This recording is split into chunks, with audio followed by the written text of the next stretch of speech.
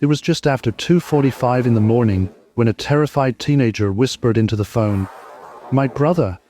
Send help." On the other end of the line, a 911 operator tried to make sense of what was happening. A quiet suburban home in Farmington Hills, Michigan, one of the safest areas outside Detroit, had just become the scene of unimaginable violence. Two intruders, armed with baseball bats, were moving through the house. But this wasn't a random burglary. The attackers weren't strangers. One of them was part of the family. 17-year-old Tucker Cipriano was hiding in his closet, clutching his phone, trying not to make a sound. He had heard the chaos outside his room. His parents' voices, the dog barking, the unmistakable thud of bats striking flesh. Tanner told the dispatcher that the men in his house were his older brother Tucker and a friend. The family he thought he could trust had suddenly become his greatest threat. By the time police arrived minutes later, the damage was already catastrophic. Inside the house, Robert Cipriano, the father, lay dead on the kitchen floor. His wife Rose and one of their twin sons, Salvatore, were barely clinging to life, suffering brutal head injuries. Tanner and his youngest sister, 8-year-old Isabella, survived only because they stayed hidden. And the boy who had once been welcomed into this family as an adopted infant was now running into the night, fleeing the carnage he helped create. This is the story of Tucker Cipriano, a young man whose life spiraled from privilege and promise into addiction, estrangement, and violence. A son who turned on the very people who raised him, leaving a trail of broken lives in his wake. What makes this case especially disturbing isn't just the brutality of the attack, but the twisted mix of drugs, desperation, and betrayal that led to a family being destroyed from the inside. In this documentary, we'll explore the Cipriano case in 3 acts. First, we'll look at the family's background and the troubled path that brought Tucker to the night of the crime. Then, we'll step into the house on April 16, 2012, to understand exactly how the attack unfolded. Finally, we'll follow the investigation, the courtroom battles, and the haunting aftermath for the survivors. But to truly understand how a son could come to kill his own father and nearly wipe out his family, we need to start before the night of bloodshed, with the story of who Tucker Cipriano was and how his life unraveled. Part 2, Act 1, Background. The Cipriano family lived what many would consider the American dream. Their home was in Farmington Hills, a quiet suburb where neighbors left their doors unlocked and families gathered for school events and sports. Robert Cipriano worked as an administrator for the local school district, and his wife Rose was deeply involved with the YMCA. Together, they were raising 4 children: the twins Salvatore and Tanner, their little sister Isabella, and their eldest son, Tucker. Tucker had been adopted as a newborn back in 1993. From the outside, it seemed like he had been given every chance. A stable home, loving parents, siblings who adored him. But life inside the Cipriano home wasn't always as picture-perfect as it looked from the sidewalk. From an early age, Tucker struggled with learning disabilities and ADHD. His parents did everything they could: therapy sessions, weekly trips to Ann Arbor for treatment, and even substance abuse classes when drugs entered the picture. Rose, especially, never stopped trying to pull her son back onto the right path. Despite those efforts, Tucker's teenage years were marked by rebellion and recklessness. By high school, he was skipping classes, dabbling in alcohol and marijuana, and eventually racking up arrests for petty crimes. He grew distant from his family, bouncing between friends' couches, motels, and nights spent in his truck. While his siblings excelled in school and sports, Tucker seemed to drift further away, angry and aimless. In the weeks leading up to April 2012, Tucker's life was spiraling even faster. He missed a meeting with his probation officer but wasn't taken into custody. He was sleeping wherever he could find a place and clinging to friends who were just as lost as he was. Around this time, he fell into a toxic partnership with a young man named Mitchell Young. Mitchell, just a year older than Tucker, had his own troubled story.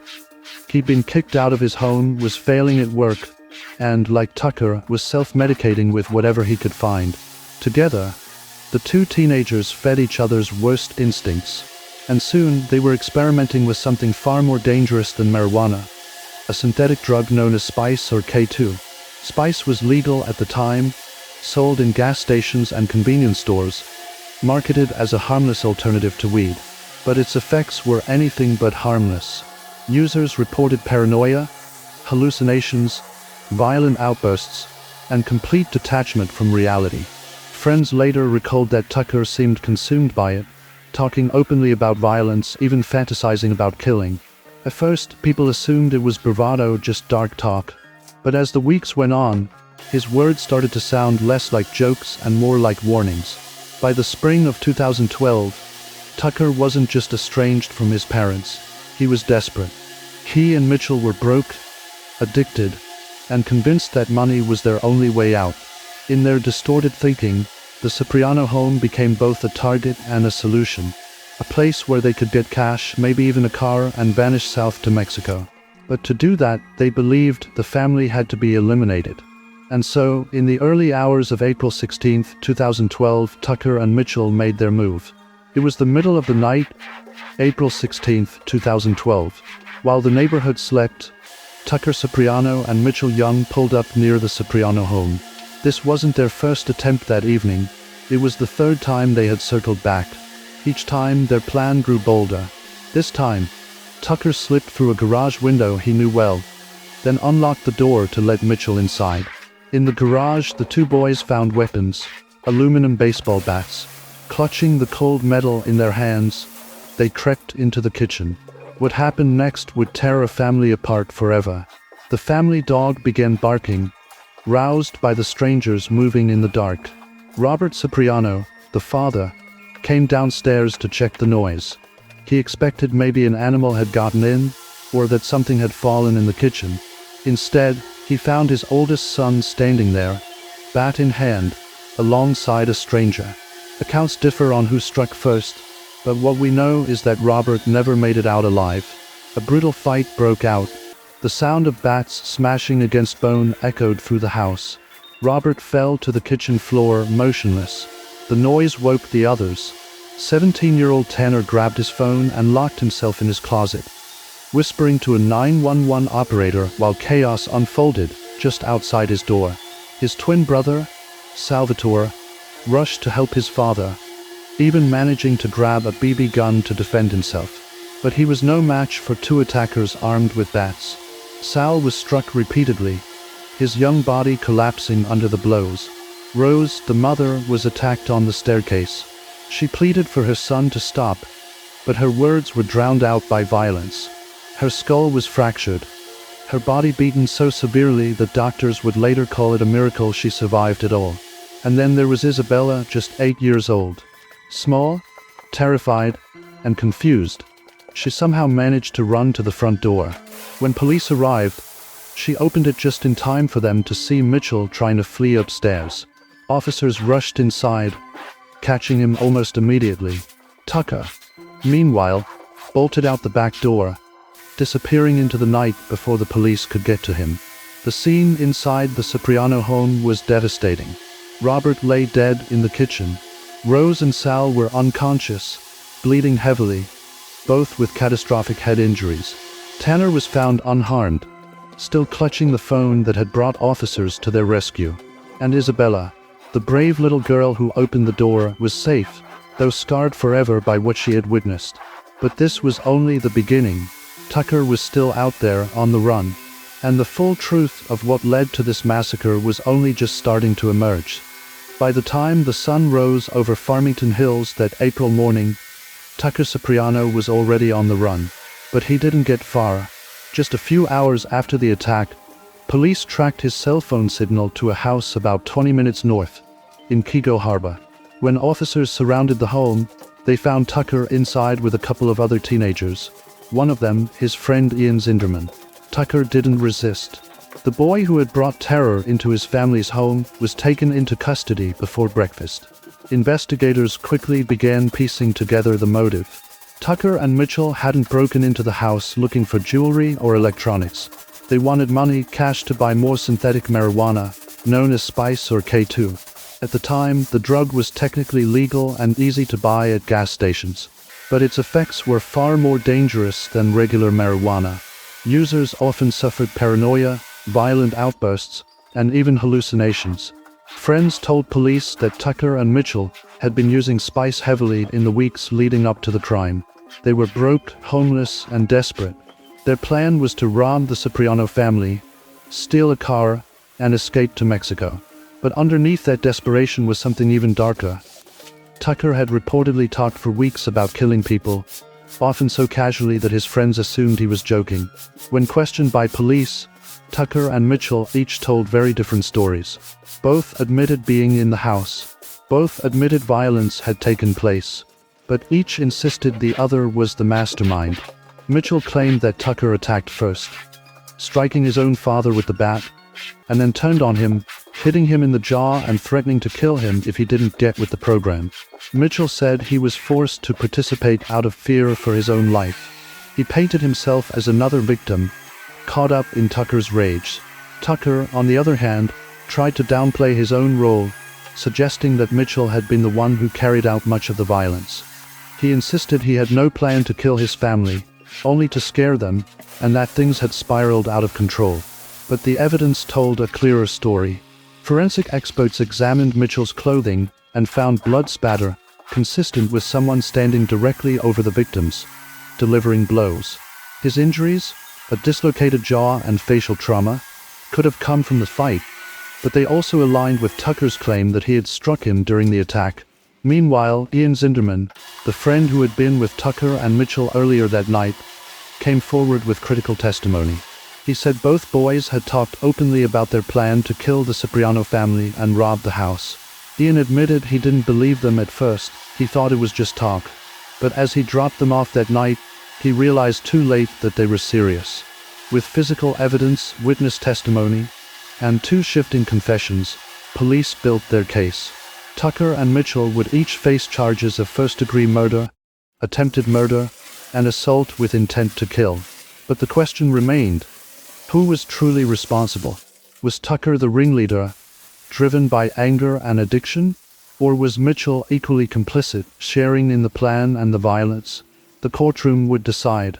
As the case moved toward trial, the Cipriano family found themselves split between grief and survival. Rose, who had barely survived the beating, was slowly recovering from her devastating head injuries. Salvatore, too, miraculously pulled through after months of treatment, though his road back was long and uncertain.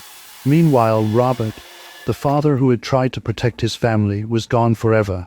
The prosecutors built their case with care, laying out evidence against both Tucker and Mitchell. But there was tension even before the trial began. Rose asked prosecutors to consider offering plea deals to avoid putting her children on the witness stand. She did not want Tanner or Isabella, who had already suffered enough, to relive that night in front of a jury. Still, prosecutors pushed forward. They argued that this was no accident, no sudden outburst. It was a calculated plan fueled by addiction and greed, and justice demanded a full trial. As jury selection loomed, Tucker faced mounting pressure. His younger brother Tanner, who had hidden in the closet and saved his family by calling 911, begged him to take responsibility. Tanner told him this was the biggest moment of his life, the chance to show some shred of remorse, to spare the family more pain. Against the advice of some, Tucker listened. He entered a plea of no contest to first-degree murder. That meant he wasn't admitting guilt outright, but for sentencing, it was treated the same as a guilty plea. The deal ensured there would be no trial for him, no family members called to testify. But it also meant he was sealing his fate. Life in prison without the possibility of parole. The judge made it clear Tucker would die behind bars. Mitchell, however, chose to fight. At his trial, prosecutors presented damning evidence. Forensic experts showed how blood spatter on his pants and boots placed him right at the scene of the violence. Witness testimony, especially from Ian Zinderman, revealed how the plan had been discussed in advance, and how Mitchell knew what was going to happen. The defense tried to paint him as a bystander, even a victim, but the physical evidence told another story. In the end, the jury convicted Mitchell Young of felony murder, assault with intent to murder, and other related charges. He was just 21 years old when he was sentenced to life in prison without parole. 2 young men, 2 lives effectively over, and 1 family shattered forever. But even with the verdict delivered, the story of the Cipriano family didn't end in the courtroom. The aftermath, the struggle to heal, to forgive, or even just to go on, was only just beginning. When the gavel came down and the sentences were read, the Cipriano family's future had already been rewritten in tragedy. Robert was gone forever. Rose faced a lifetime of physical pain and emotional scars from the night her own son nearly beat her to death. Salvatore, though alive, would continue to battle the damage inflicted by those aluminum bats. And Tanner and Isabella carried memories no teenager or child should ever bear. Tucker began his life sentence in a Michigan prison. The boy who once sat at the Cipriano dinner table, now branded forever as the son who turned against his family. In court, he showed flashes of remorse, speaking of love for his mother and siblings, but the reality was unshakable. He would never walk free again. Mitchell, too, sat behind bars, still insisting that he had been wrongly convicted, that he was more a victim than an attacker. But the evidence had been clear, and his appeals would fail. For Rose, the struggle wasn't just physical recovery. It was also the emotional battle of reconciling love for her son with the horror of what he had done. She had begged prosecutors for mercy before trial, not for Tucker's sake, but for her surviving children. She wanted them spared the trauma of testifying. Her compassion, even in the face of unimaginable betrayal, showed the depth of a mother's love and the crushing weight of her loss. Neighbors and community members were stunned. Farmington Hills was known as a safe place to raise children, a place where violence of this kind felt unthinkable. The attacks shattered that illusion. For many, it became a cautionary tale about the dangers of synthetic drugs like spice, and how quickly a life can spiral when addiction and desperation collide. But beyond the headlines, this case is about a family that will never be whole again. A father murdered in his own kitchen. A mother who survived but carries scars that go deeper than bone. Children who grew up overnight, forced to face the brutal truth that sometimes the greatest danger comes not from strangers, but from those you trust most. The Cipriano case forces us to ask haunting questions. How does a son reach the point of wanting to kill the people who raised him? Could anyone have stopped it? A counselor, a friend, a system that overlooked warning signs? Or was it always destined to end this way, with blood on the floor of a suburban home? Today, Tucker Cipriano and Mitchell Young remain in prison, serving life sentences without parole. Their names are remembered not for who they were, but for what they did. And for the Cipriano family, every day is a reminder of the night when love, trust, and safety were shattered forever. This isn't just the story of a crime, it's the story of a family destroyed from within. A chilling reminder that sometimes the darkest betrayals come from the people closest to us.